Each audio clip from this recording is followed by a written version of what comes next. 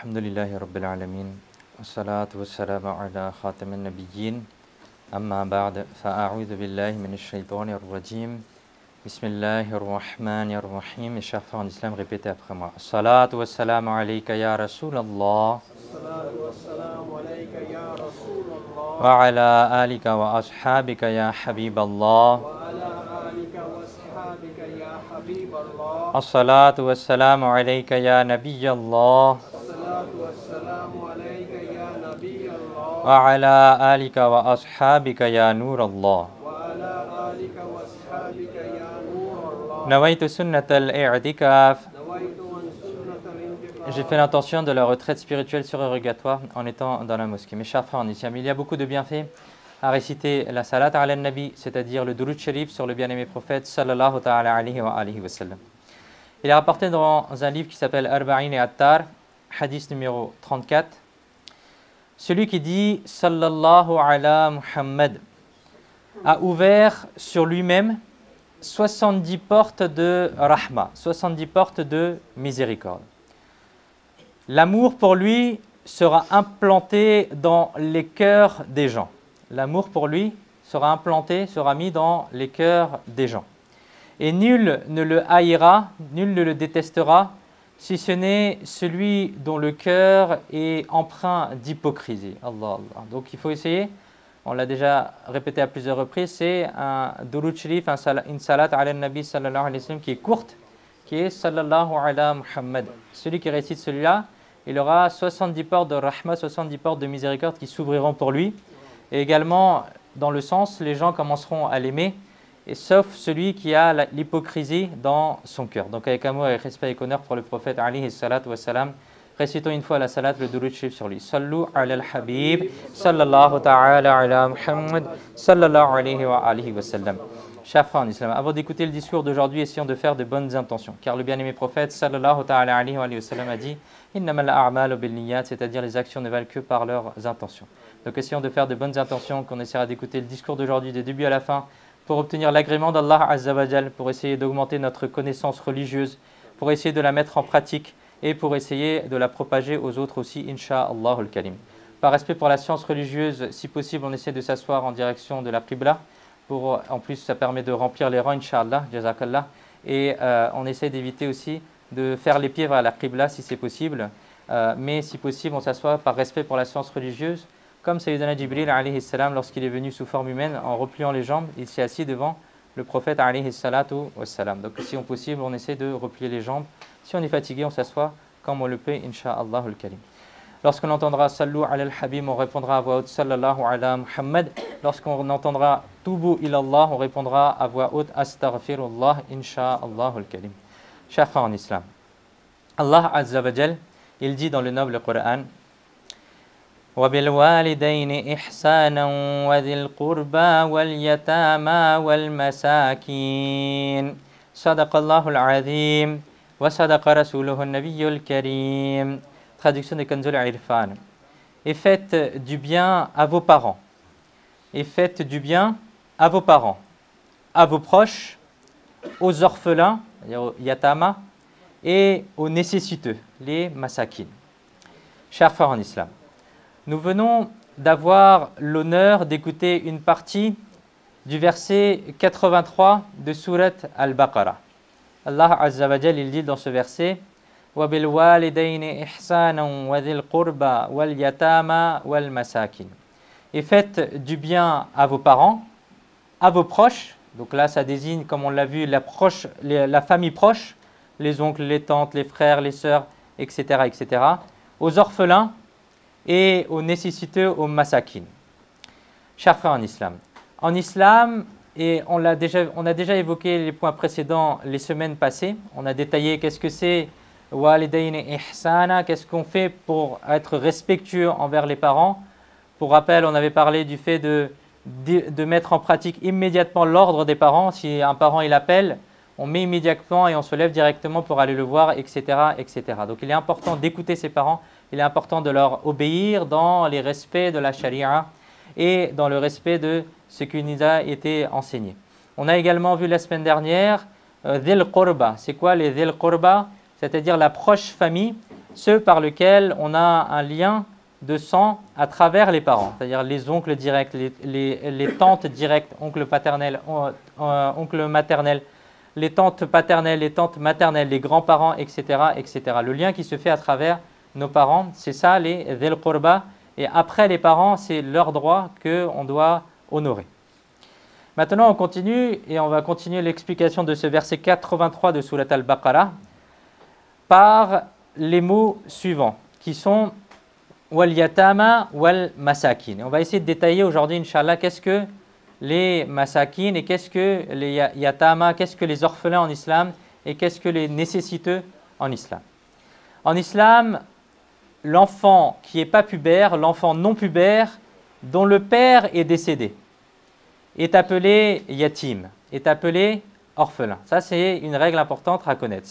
L'orphelin en islam, ce n'est pas celui qui a 15 ans, 18 ans, 20 ans. C'est celui qui est encore pas pubère, qui n'a pas encore été pubère et dont le père est décédé.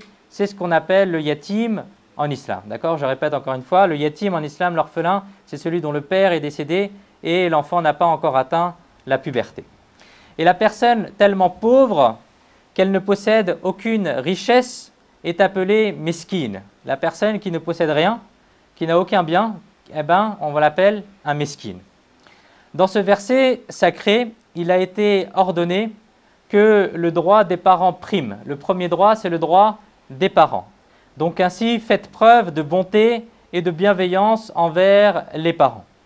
Ensuite, il y a le droit de tous ceux avec qui un lien de parenté existe, au travers de ses parents, tels que le frère, la sœur, l'oncle paternel, l'oncle maternel, la tante paternelle, la tante maternelle, etc., etc. Ainsi, comportez-vous avec bienveillance envers toutes ces proches de la famille. Enfin, il est dit que les orphelins, les yatama, et les nécessiteux, les masakin, qu'ils soient ou non vos proches, agissez toujours avec bonté et bienveillance envers eux. Le compagnon du prophète, Sayyidina Abu Huraira, radiyallahu ta'ala anhu, rapporte que le noble messager d'Allah, sallallahu ta'ala alayhi wa sallam, a dit « Celui qui s'efforce pour l'orphelin et le nécessiteux. Celui qui s'efforce pour l'orphelin et le nécessiteux. Et comme le combattant dans le chemin d'Allah, ou comme celui qui jeûne le jour et prie la nuit. » Subhanallah. Regardons, mes chers frères, à quel point cette comparaison est magnifique. D'un côté, il y a celui qui combat dans le chemin d'Allah, ou qui jeûne toute la journée et passe la nuit en adoration. De l'autre, il y a celui qui s'efforce pour subvenir aux besoins de nécessiteux et des orphelins. Par exemple, s'il sait qu'il a un orphelin dans le quartier, s'il sait qu'il a un orphelin dans sa famille, il prend en charge ses frais de scolarité, il l'accompagne à l'école, il va le chercher, il veille sur l'orphelin et le nécessiteux, s'occupe de leur nourriture, de leurs boissons, de leurs médicaments et s'efforce constamment de leur venir en aide. Il a été dit que le rang de celui qui s'efforce pour l'orphelin, c'est-à-dire qui s'efforce pour subvenir aux besoins de l'orphelin et du nécessiteux, est équivalent à celui qui combat dans le chemin d'Allah ou qui jeûne toute la journée et passe la nuit en adoration. À notre époque, pour des gens ordinaires comme nous, c'est une faveur. Pourquoi ?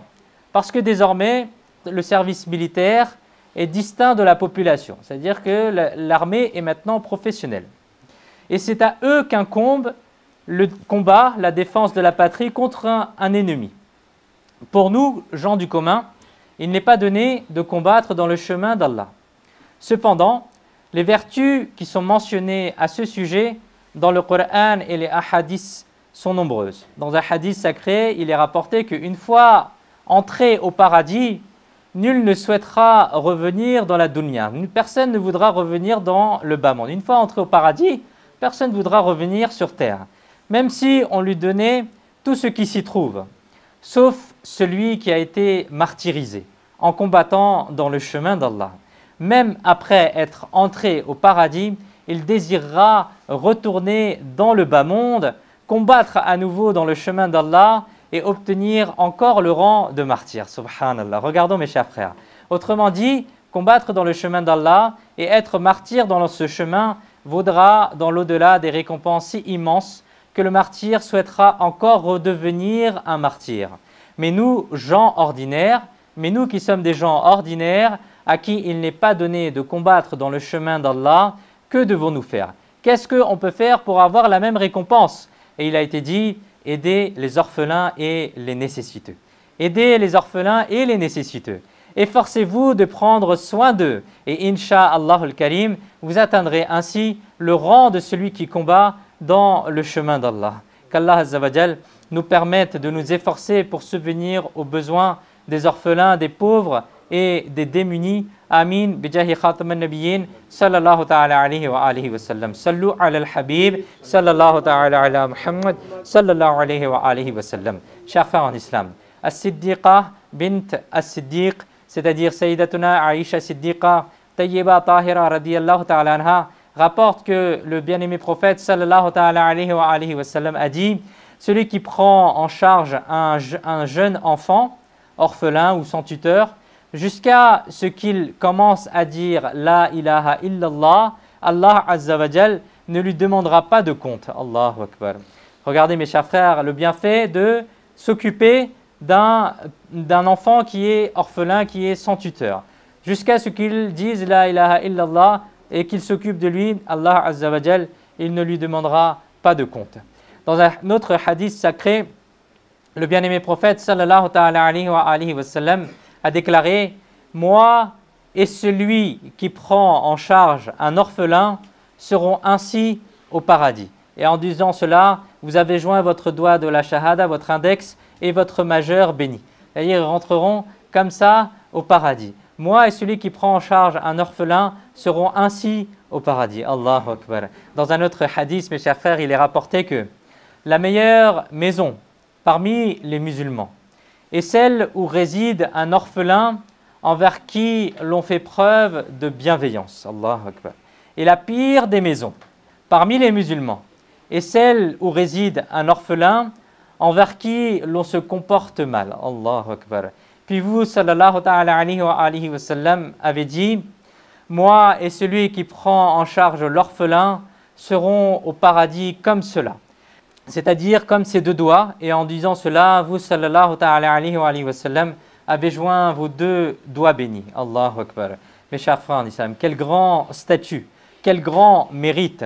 Nous apprenons donc que celui qui prend en charge un orphelin, Inch'Allah al-Karim, aura la faveur d'être le voisin du bien-aimé prophète sallallahu ta'ala alayhi wa sallam au paradis.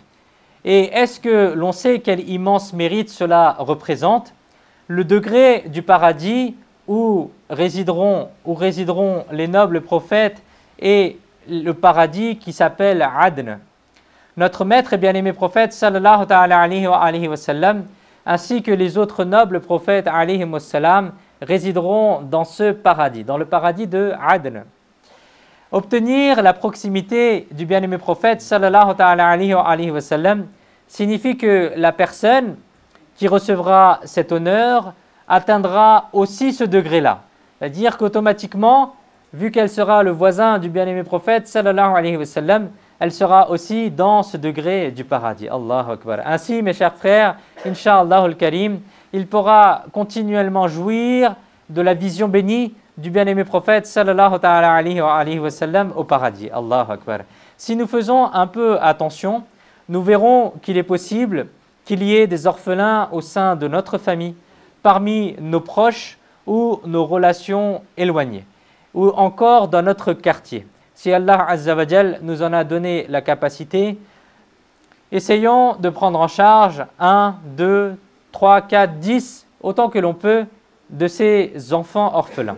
Prenons à notre charge leurs dépenses mensuelles, leurs chaussures, leurs vêtements, et offrons-leur quelques achats à l'occasion des fêtes telles que l'Aïd, etc. Inch'Allah al-Karim, notre risque, notre subsistance sera bénie, il y aura la baraka dedans. Nous recevrons des récompenses et si Allah Azza wa Jal le veut, nous obtiendrons l'immense privilège d'être le voisin du bien-aimé prophète sallallahu alayhi wa sallam au paradis, insha'Allah al-Karim. Chers frères en islam, gardons à l'esprit une clarification importante. Il arrive parfois que des personnes sans enfants adoptent des orphelins. Ils n'arrivent pas à avoir d'enfants, ils vont adopter des orphelins. Bien que cela soit permis et constitue même une forme de prise en charge de l'orphelin, il convient toutefois de respecter des précautions. La première précaution, c'est de ne jamais donner sa propre filiation à l'orphelin. Par exemple, dans les documents administratifs, la carte d'identité, les dossiers scolaires, etc. Il ne faut pas mettre son nom à la place de celui du père. On ne doit pas mettre son nom à la place de celui du père, car cela n'est pas autorisé dans la charia. Le deuxième point auquel il faut faire attention si quelqu'un adopte un enfant, c'est lorsque cet enfant orphelin atteindra la puberté, il faudra également observer les règles de pudeur islamique. Par exemple, la femme qui l'a élevé, qui a élevé un orphelin comme une mère, si elle n'est pas son mahram pour cet enfant, elle devra également respecter la pudeur islamique à l'égard de cet enfant lorsqu'il deviendra pubère. Chers frères en islam, la kafala, c'est-à-dire la prise en charge de l'orphelin, assumer la responsabilité de la prise en charge d'un orphelin, est une œuvre d'une immense vertu et d'une grande importance. Cependant, il est très important de veiller à respecter les droits de l'orphelin. Il ne faut rien prendre de manière injuste dans l'héritage laissé par son père de l'orphelin. Il faut veiller à préserver ses biens avec la plus grande intégrité. Lorsqu'il atteint l'âge de la maturité, restituez-lui ses biens. Allah Azza wa Jal, il dit dans le noble Coran, « Certes, ceux qui consomment injustement les biens des orphelins ne remplissent leur ventre que de feu. Et bientôt, ils seront jetés dans un feu ardent. » Allah, Allah. Mes chers frères en islam, consommer injustement les biens de l'orphelin constitue un grand péché, un péché majeur. Et cela est strictement haram. Le noble Coran exprime avec la plus grande fermeté l'interdiction de cet acte. Il ne s'agit pas seulement d'un acte haram lorsque la personne agit délibérément avec une mauvaise intention, etc. Mais même si elle ignore et qu'elle consomme un bien illicite, elle tombe tout de même dans le haram parce qu'elle a utilisé injustement les biens de l'orphelin. Il est mentionné dans le tafsir Nurul Irfan, lorsque le défunt laisse des orphelins parmi ses héritiers, il est haram d'utiliser les biens de la succession pour les rassemblements que l'on fait pour le décès des parents. C'est-à-dire si les parents ils sont décédés, si le père est décédé, en général on appelle ça la Fatiha, ou chez nous on appelle ça aussi le Tija, c'est-à-dire après le 3e jour on se rassemble pour réciter le Coran, envoyer les récompenses de cette récitation, ou le 40e jour on se rassemble après que la personne soit décédée pour réciter du Coran et envoyer la récompense de cet acte à cette personne qui a quitté ce monde. Et en général, on fait un repas à cette occasion-là. Et ce qui est dit ici, c'est que même pour ce repas-là, il n'est pas autorisé de prendre dans l'héritage du père et d'utiliser cet argent-là pour cuisiner et faire d'autres choses que ce pourquoi ils sont destinés. Parce que le droit de l'orphelin est inclus dans cela. Il faut d'abord partager l'héritage, puis chaque héritier adulte pourra accomplir ses actes à partir de son propre argent.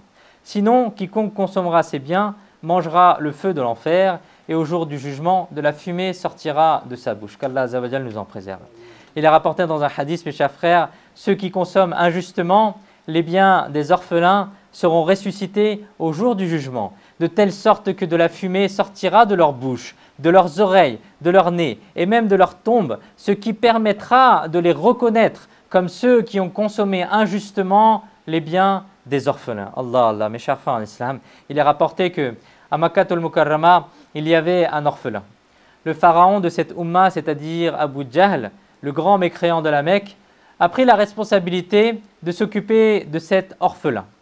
Mais il s'est également approprié tous les biens de cet enfant qui avait reçu un héritage. Il aurait été juste qu'Abu Jahl prenne soin de cet orphelin.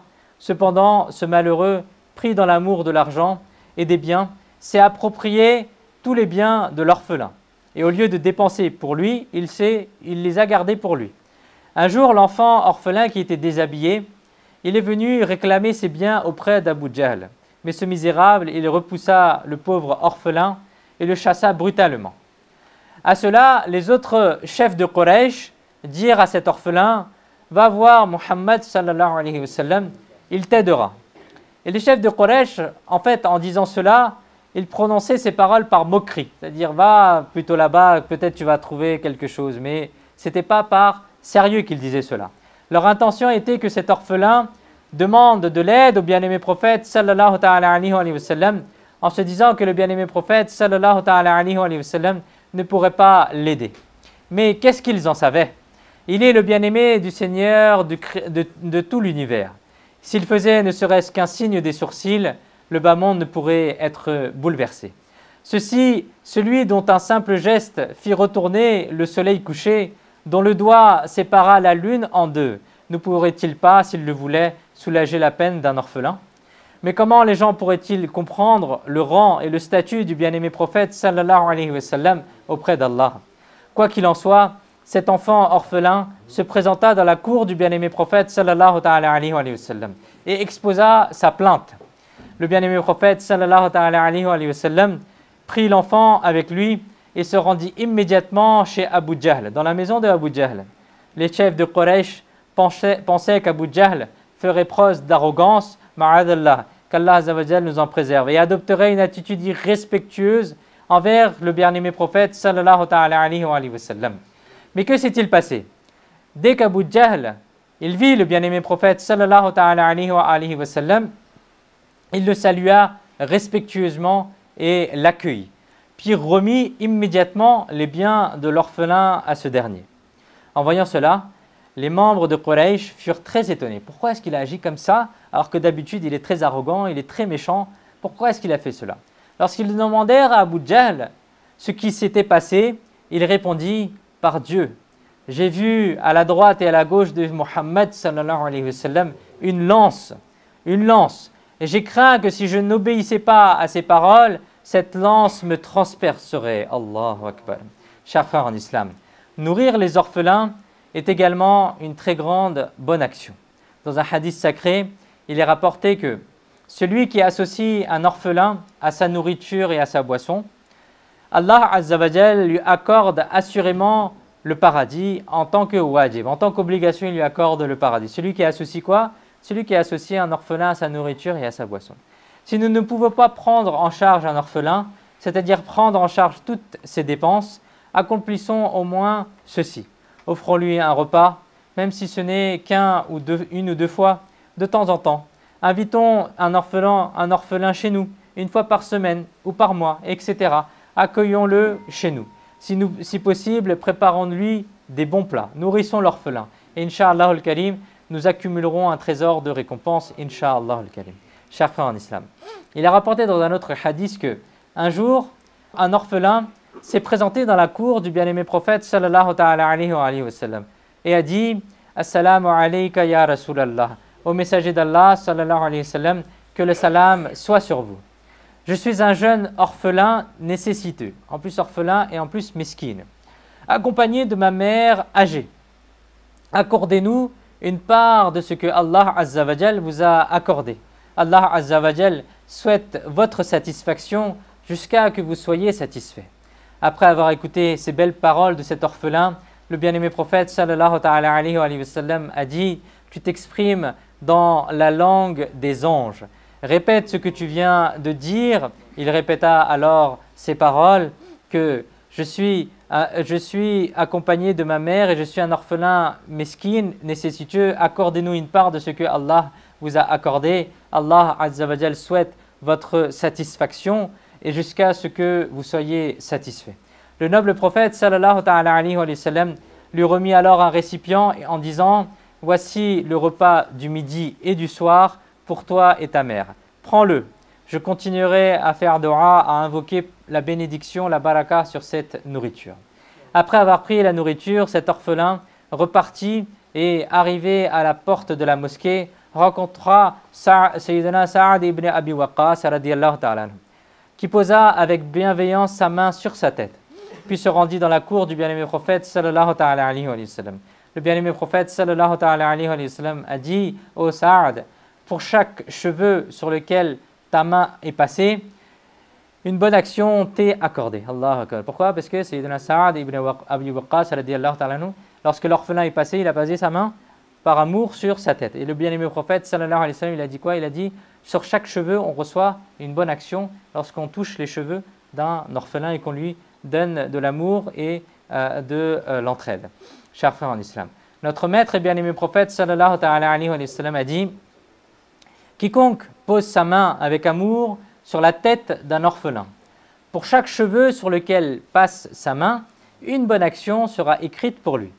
Un péché sera effacé pour chaque cheveu, et pour chaque cheveu, un degré lui sera élevé. Allahu Akbar. Au sujet de ce hadith, Hakim al-Ummat Mufti Ahmad Yarkhan Naimi rahmatullahi alayhi explique cela en disant, celui qui passe avec amour et compassion la main sur la tête d'un orphelin, qu'il soit de sa famille ou étranger, et que cet acte d'affection soit accompli uniquement pour la satisfaction d'Allah et de son messager, sallallahu alayhi wa sallam, recevra une bonne action pour chaque cheveu. Ce n'est que la récompense pour avoir simplement passé la main. Alors réfléchissons à la récompense de celui qui dépense pour l'orphelin, de celui qui le sert et qui est à son service, ou qui lui offre une éducation ou une formation. Chers frères en islam, lorsque l'on souhaite passer la main sur la tête d'un orphelin, il est préférable de la faire glisser de l'arrière de la tête vers l'avant.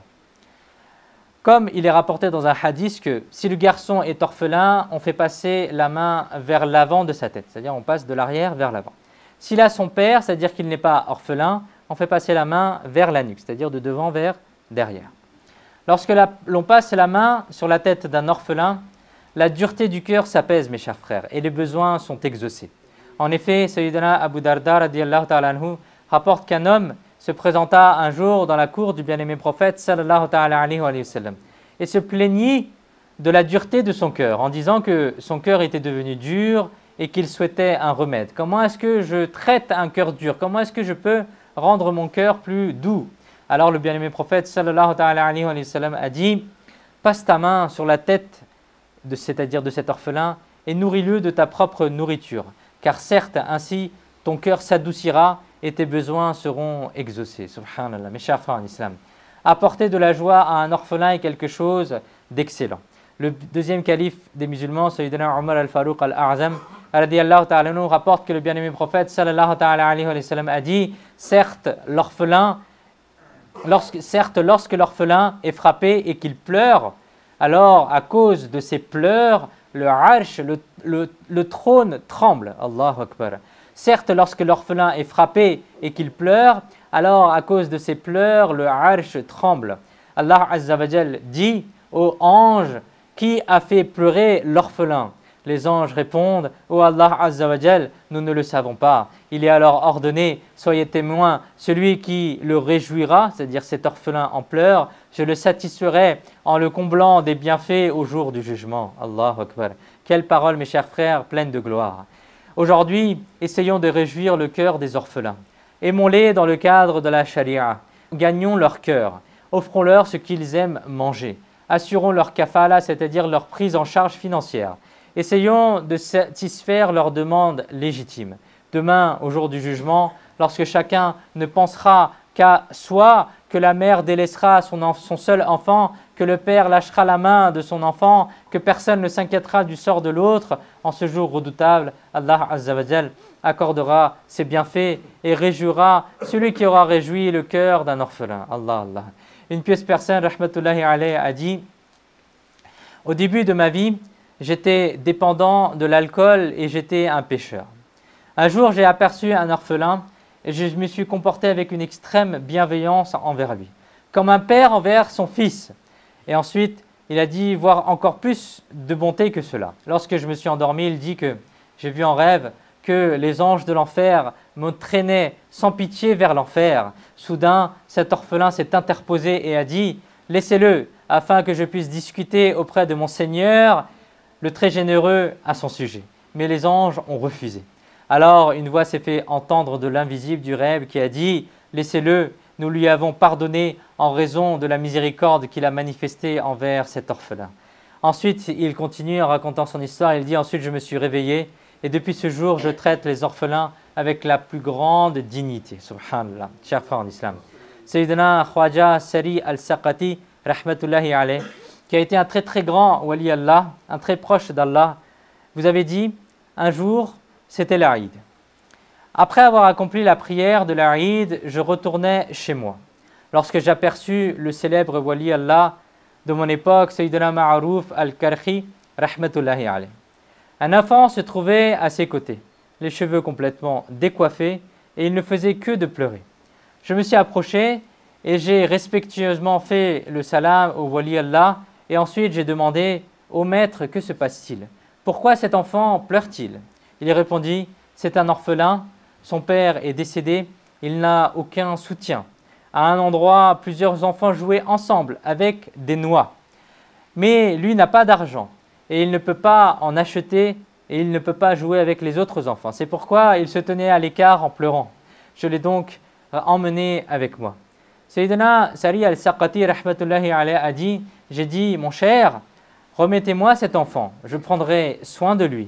Sayyidina Ma'arouf al-Karhi rahmatullahi alayhi me confia alors l'enfant et a fait dua en disant, va, prends-le.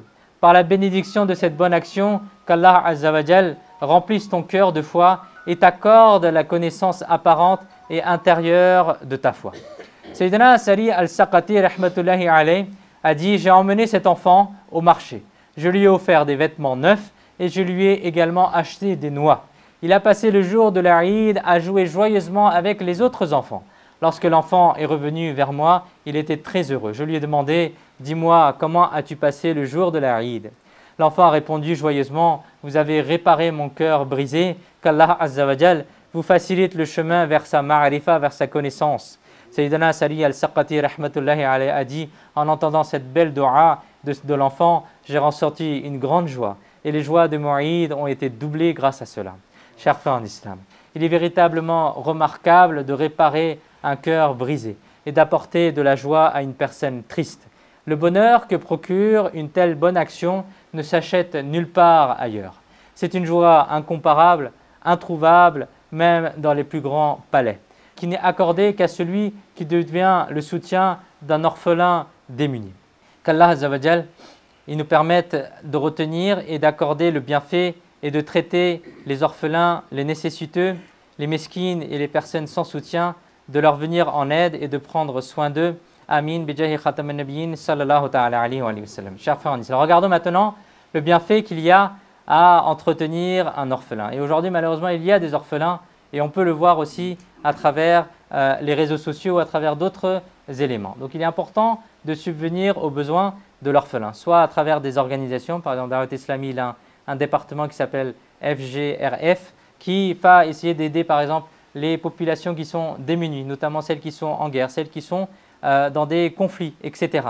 Donc, si vous voulez faire des dons, si vous voulez essayer de participer à cette cause-là, vous pouvez faire cela. Si vous n'avez pas de connaissances directes avec des orphelins, vous pouvez essayer de faire cela à travers des organisations caritatives qui s'occupent de cela. Et Inch'Allah al-Karim, vous aurez la récompense de cette bonne action, Inch'Allah al-Karim.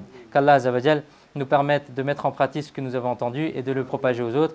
Amin, bijahi khatam an-nabiyyin, sallallahu ta'ala alayhi wa sallam. Sallu ala al-habib, sallallahu ta'ala ala Muhammad, sallallahu alayhi wa alihi wa sallam. Aujourd'hui, Inch'Allah, essayons de écouter une règle islamique. La règle est la suivante. Lorsque le hajj devient obligatoire, il n'est plus permis de le retarder. Cela constitue un péché. Lorsque le hajj devient obligatoire, c'est-à-dire si une personne elle a suffisamment d'argent pour payer le hajj, pour laisser l'argent pour subvenir aux besoins de son foyer derrière lui, et qui est, etc., etc., alors il n'est plus permis de retarder parce que le hajj est devenu fard, obligatoire sur la personne. Si elle retarde, elle ne fait pas les causes pour aller au hajj, cela constitue un péché pour cette personne. Essayons de comprendre maintenant cela. Il existe dans la société une mauvaise compréhension selon laquelle certaines personnes disent que celui dont les filles sont en âge de se marier, tant qu'il ne les a pas mariées, il ne peut pas accomplir le hajj. Ou celui qui a des responsabilités, celui qui a quelque chose à faire. On peut transposer cette règle-là sur plein de choses. Celui qui a des responsabilités, celui qui a ceci, qui a cela à faire, etc., ils doivent d'abord faire cela et après aller au hajj. Cela est complètement faux. Cette croyance est fausse. Retenons bien que le hajj est obligatoire immédiatement. Lorsque la personne elle a l'argent elle a les besoins, elle a le besoin matériel et financier pour aller au Hajj. C'est-à-dire que l'année où il devient obligatoire, il doit être accompli cette même année-là. Le retarder constitue un péché.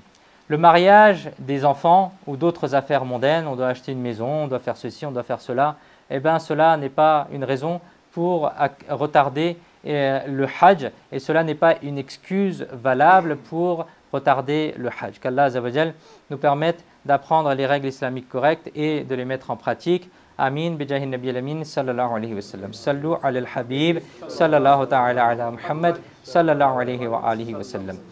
Une autre règle qui est plus dans l'école Hanafi, il est sunnah de réciter la dua de Qunut dans le witr de la prière de Isha.